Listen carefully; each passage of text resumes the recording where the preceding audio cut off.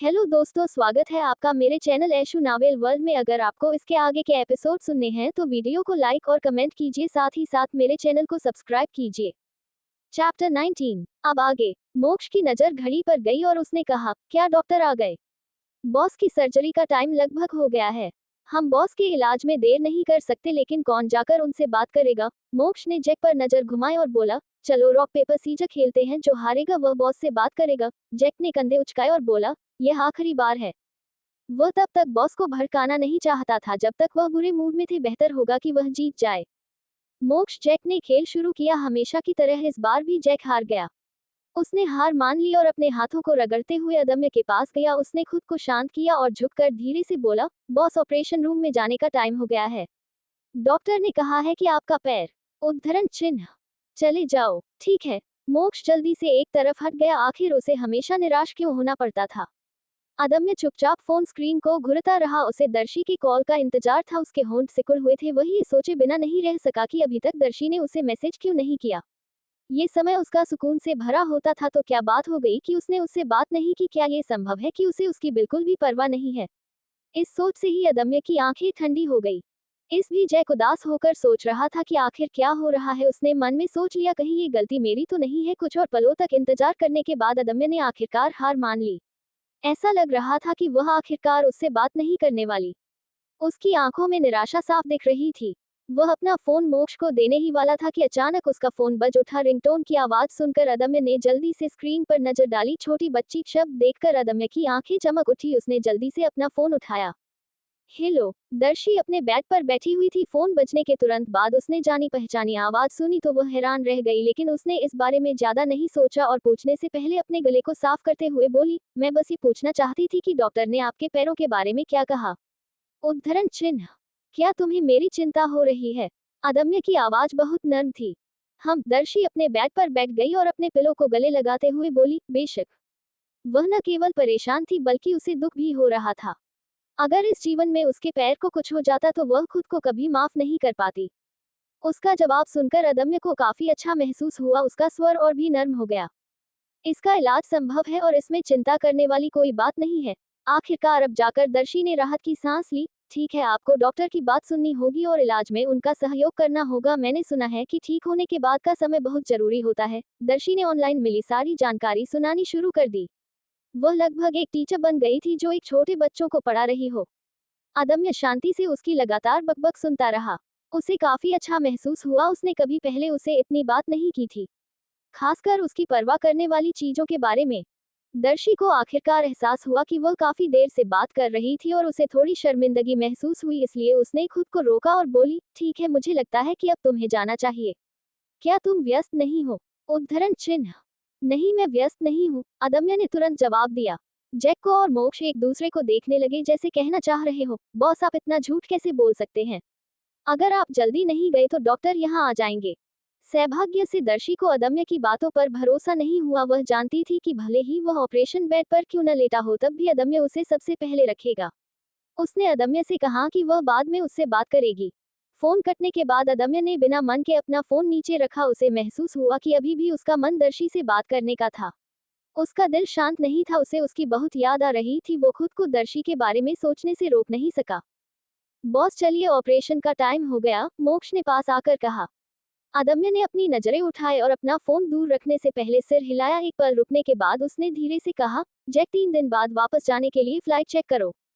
Jack अवाक रह गया। बॉस, इतनी जल्दी? क्या आपने नहीं कहा था कि हम एक हफ्ते बाद जाएंगे?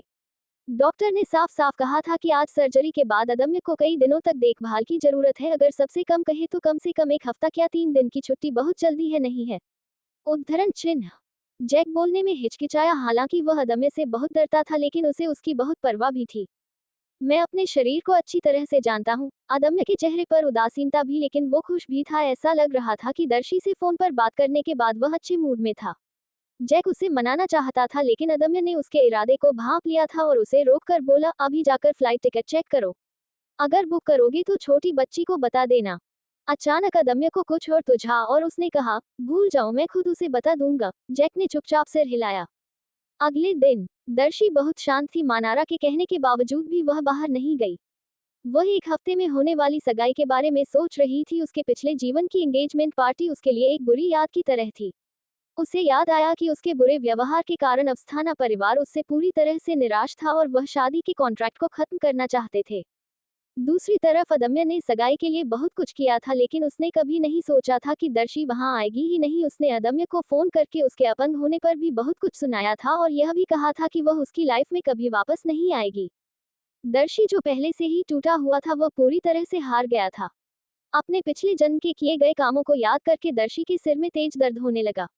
वह बेड पर लेट गई और सोचने लगी कि कोई भी गिल्ट किसी चोट को कम नहीं कर सकता, भले ही उसे दूसरी लाइफ क्यों न मिली हो, वह अपने गिल्ट को कम नहीं कर सकती।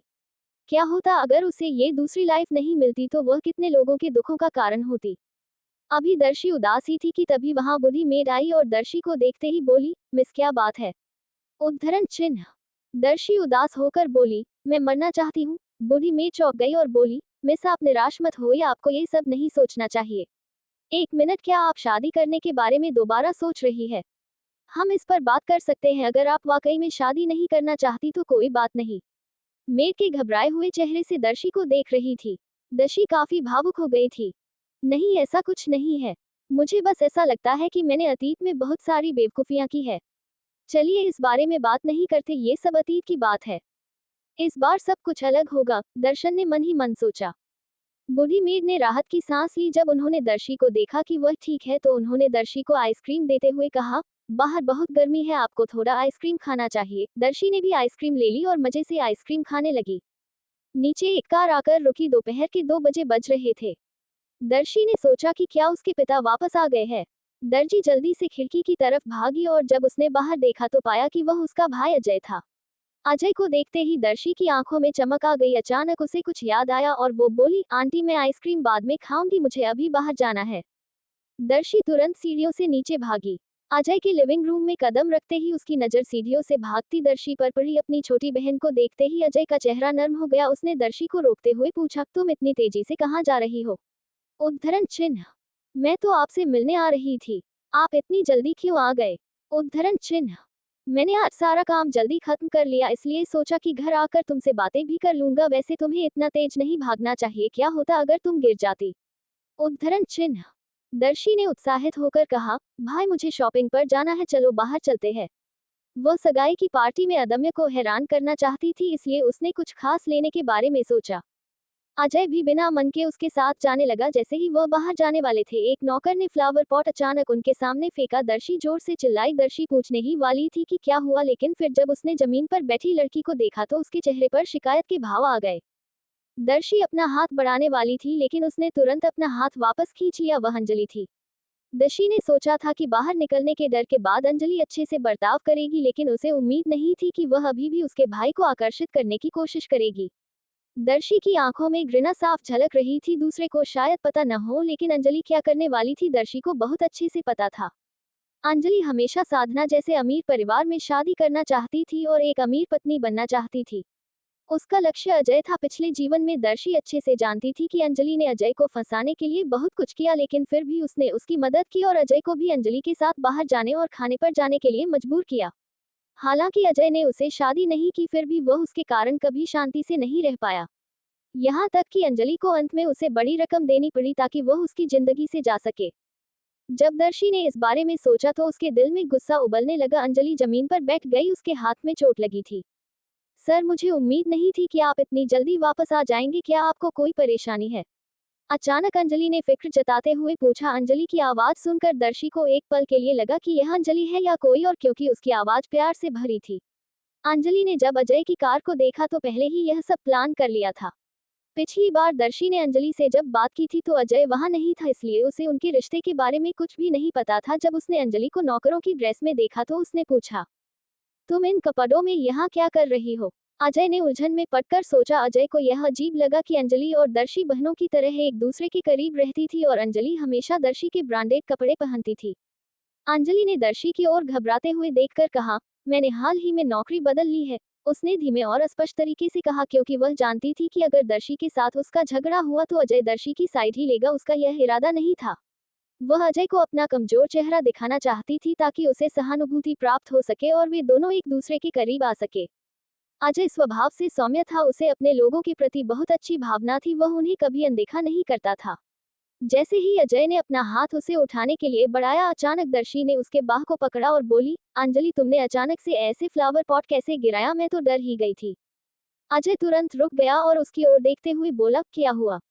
दर्शी ने शिकायत करते हुए कहा, ये सब अंजलि की गलती है, अगर वह फ्लावर पॉट को ठीक से पकड़ी तो वह मेरे सामने नहीं गिरता। अजय ने उसे गले लगाते हुए कहा, ठीक है डरो मत। दर्शी के अचानक ऐसे व्यवहार को देखकर अंजलि स्तब्ध रह गई, फिर उसने जल्दी से कहा, सर मुझे चोट लगी है, लेकिन ये तो बस छोटी सी खरोच है, क्या तुम उठ नहीं सकती? अजय तीखे स्वर में कहा, उसके चेहरे पर झुंझलाहट साफ झलक रही थी।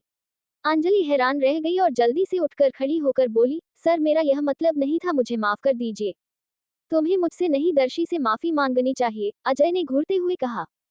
अंजलि को लगा कि उसकी आवाज ही चली गई। दर्शी जैसी चालक व्यक्ति इतनी आसानी से कैसे डर सकती है? उसने सोचा कि यह जानबूझकर अजय ने कहा होगा। अजय बहुत होशियार था, क्या वह नहीं जानता था कि वह क्या कर रही है? अंजलि का गुस्सा अंदर ही अंदर उबल रहा था, वह पहले से ही जानती थी कि माहेश्वरी भाई अपनी बहन से बहुत प्यार करते हैं, लेकिन उसने कभी नहीं सोचा था कि वह इस हद तक उसकी बातें सुनते हैं। लेकिन वह अजय पर कोई बुरा प्रभाव नहीं छोड़ना चाहती थी, इसलिए उसने खुद को मजबूत किया और दर्शी से माफी मांगते हुए बोली, मुझे माफ कर दो द इसे भूल जाओ, मैं इतनी छोटी भी नहीं हूँ, तुम्हें माफी मांगने की जरूरत नहीं है। अंजलि तुम खुद बटलर से बात कर लो और टूटे हुए फूलदान की कीमत कितनी है वह तुम्हें बता देंगे, ताकि हम तुम्हारी सैलरी से उसे काट ले। दर्शी ने अचानक तना कहकर अंजलि को झटका दे दिया। अंजलि की माफी उसके गले में ही अटक गई। अभी वह होश में भी नहीं आई थी, दर्शी ने अजय के हाथ को खींचना शुरू कर दिया और वह वहां से बाहर चले गए। अंजलि वही खड़ी रही, जब उसे होश आया तो उसने गुस्से से उस दिशा में देखा जहां से वो गए थे और बोली, दर्शी तुम बहुत चालाक हो, लेकिन मैं भी किसी मौके को जाने नहीं दूंगी।